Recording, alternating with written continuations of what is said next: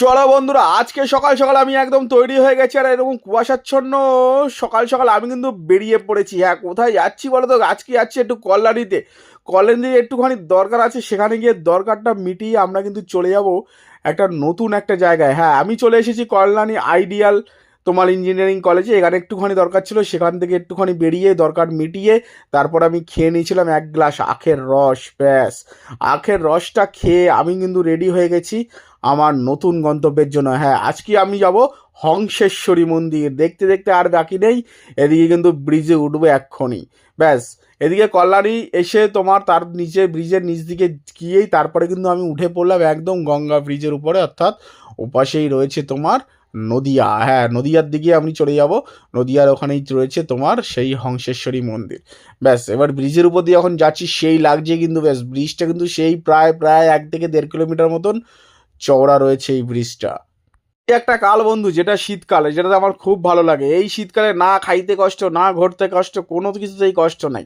আমার তো বেশ মজাই লাগে এই শীতকালটা। যাই হোক, এই কালটা কবে আসবে সেই জন্যই অপেক্ষা করে থাকে।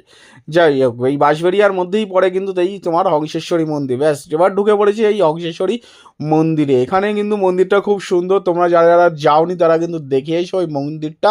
আশা করি সকলের ভালো লাগবে। এখানে কিন্তু এসে আমি কিন্তু একটু ঘোরাফেরা করলাম, মন্দিরের ছবি তুললাম, ঈশ্বরের ছবি তুললাম, তারপরে কিন্তু আমি একটুখানি হালকা করে খাওয়া দাওয়া করে নেওয়া। অর্থাৎ এখানে যা যা পাওয়া যায়, যত ফুচকা থেকে শুরু করে মোমো থেকে আইসক্রিম সব কিছুই কিন্তু আমি এখানে খেয়ে নিয়েছিলাম। যাই হোক, এখানে মাকে দর্শন করার পরে আমি কিন্তু এখানে বেশিক্ষণ থাকি নাই। তারপরে এখানে শিব মন্দিরটা দেখে তারপরে এখানে তোমার দেখে নিলাম গোবিন্দর মন্দিরটা। তারপরে দেখে কিন্তু আমরা এখান থেকে বেরিয়ে পড়েছিলাম। বেরিয়ে পড়েই কিন্তু একটু কিছু খাওয়া দাওয়া করে নিয়েছিলাম, যেটা আগেই বললাম। তারপরে কিন্তু আমরা চলে গেছিলাম অন্য কোনো গন্তব্যে। তাহলে বলো বন্ধুরা, তোমরা যারা যারা এখানে আসো না তারা কিন্তু অবশ্যই চলে আসো। এই শীতের সিজন, যেখানে আসতে তোমাদের অনেকটা ভালো লাগবে। আর এরকম ঘুরে ঘুরে দেখার কিন্তু অনেকটা মজাও পাবে। চাইলে তোমরা এখানে সারাটা দিনও কাটাতে পারো। এখানে কিন্তু খাওয়া দাওয়ার এবং থাকার ব্যবস্থাটা সম্ভবত নাই এখানে, কিন্তু তোমাদের মন্দিরটা খুব ভালো লাগবে। চলো বন্ধুরা, তাহলে নেক্সট ভিডিওতে আবার দেখা হচ্ছে। হ্যাঁ, কিন্তু যাওয়ার আগে তোমাদেরকে এটা বলে দিই আমি কী কী খেলাম। এই দেখো, সেই সুন্দর সুন্দর ফুচকা খেয়েছিলাম, আর খেয়েছিলাম এরকম একটা সুন্দর মোমো দিয়ে, অর্থাৎ মোমোর দোকানে গিয়ে সেখানে খেয়েছিলাম 1 প্লেট সুন্দর মোমো।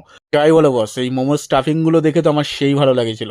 যাই হোক, মোমোটা কিন্তু খেয়ে নিয়েছিলাম, তারপর একটা অরুণ আইসক্রিম খেয়ে কিন্তু আমি চলে গেছিলাম অন্য একটা ভিডিও তৈরি করার জন্য। হ্যাঁ, চলে গেছিলাম তোমার ব্যান্ডেল চার্চে।